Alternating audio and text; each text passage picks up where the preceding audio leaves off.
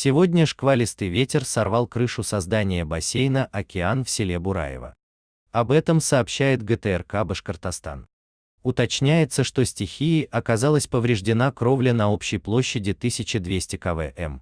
В результате происшествия никто не пострадал. На место прибыли все экстренные службы и представители администрации. Ситуация находится на контроле регионального ГУ МЧС. Подписывайтесь на наши страницы в соцсетях. Смотрим Telegram и Яндекс.Дзен, вести.ру, Одноклассники, ВКонтакте, Яндекс.Дзен и Telegram.